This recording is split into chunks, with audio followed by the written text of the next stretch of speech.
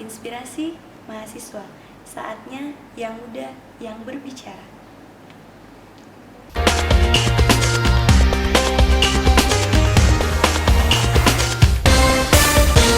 Perkembangan teknologi komunikasi menjadi tonggak sejarah bagi umat manusia, khususnya dalam aspek media massa.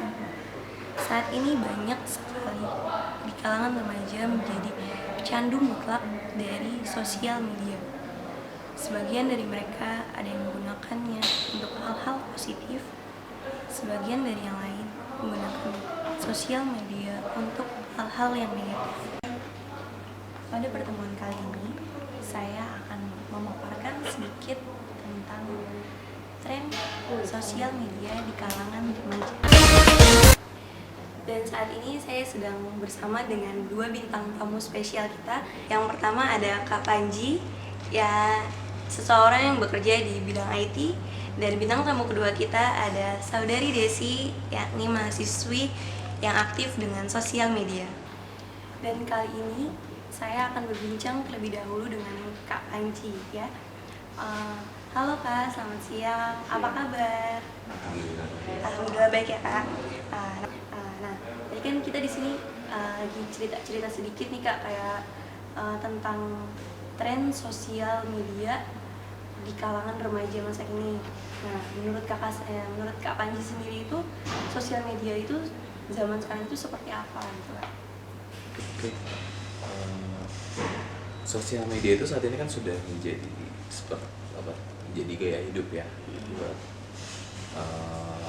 orang-orang, terutama generasi milenial saat ini.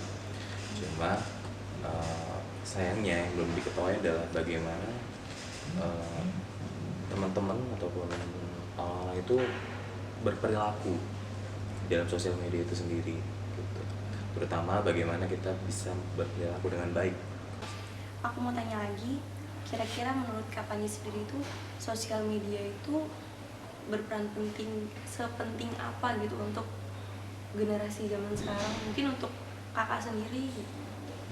Untuk saat ini sosial media bisa sangat berguna dalam berbagai macam aspek, ya, dari aspek sosial, aspek industri, pendidikan, dan lain gitu. Aspek sosial tentu saja mendekatkan sebuah hubungan yang jauh akhirnya sekarang bisa jadi dekat gitu. Kita bisa kenal sama semua orang, kita bisa interaksi dengan semua orang dimanapun, kapanpun gitu.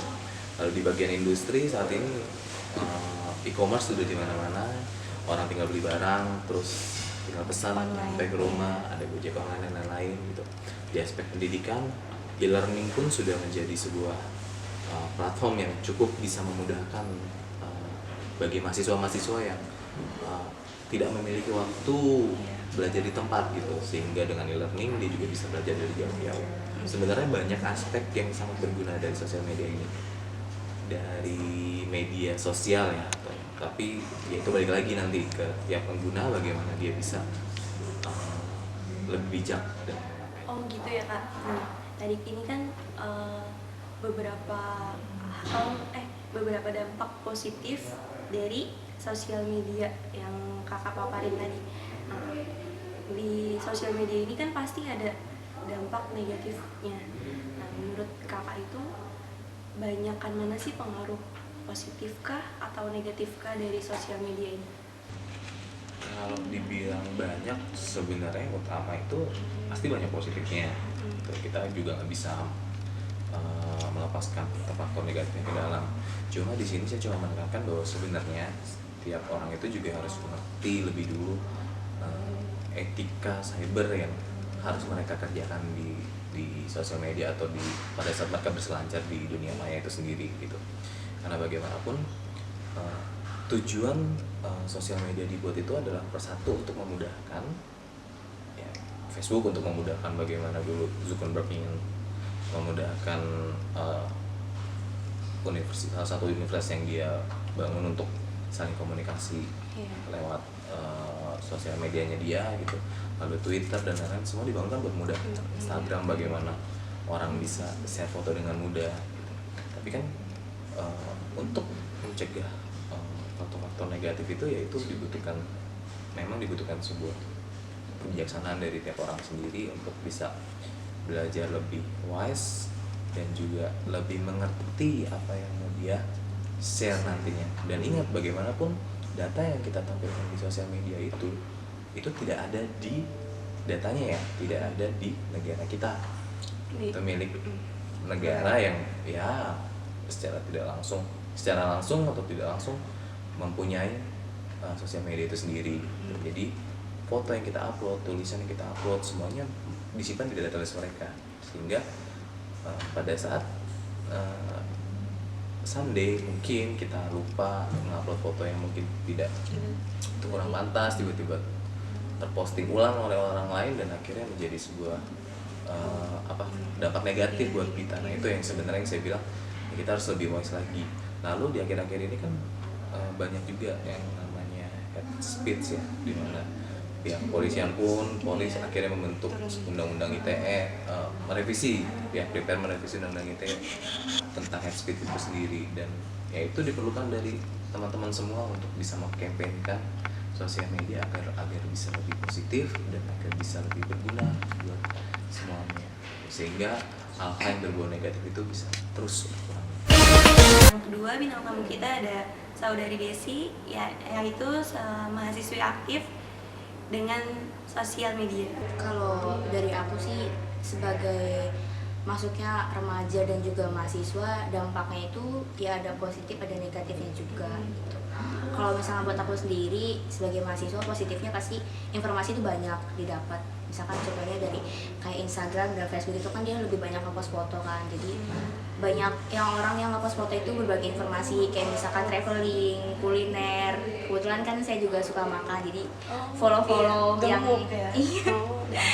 follow yang akun-akun Instagram yang kuliner atau apa gitu. Terus udah gitu juga follow Instagram yang media sosial untuk penyebaran berita ataupun apa, itu cepat banget sih dirasain positifnya ke positif seperti itu gitu. Tapi kalau misalkan balik lagi ke negatifnya itu ya miris sih kadang.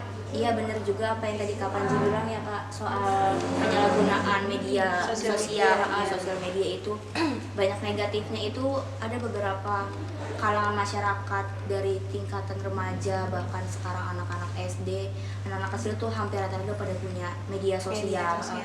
Dan mereka itu menganggap bahwa media sosial merupakan satu tempat untuk mempublikasikan apa yang mereka miliki, apa yang mereka punyai di sekitar mereka gitu. Itu kan jadi satu contoh miris untuk bagi saya, untuk remaja tuh seharusnya tidak seperti itu gitu. Banyak yang memposting beberapa foto ataupun video yang memang miris lah, memang kayaknya ngenes sih ngelihatnya ya kalau kayak gitu.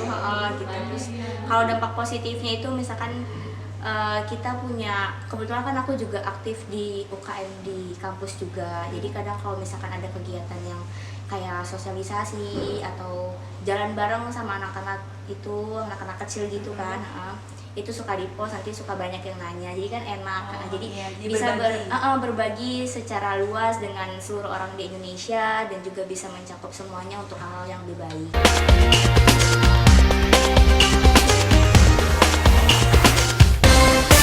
Dari semua yang telah kita perbincangkan, saya memetik satu poin, jadilah pengguna sosial media yang bijak. Sampai jumpa di acara Inspirasi Mahasiswa selanjutnya. Saatnya yang muda yang berbicara.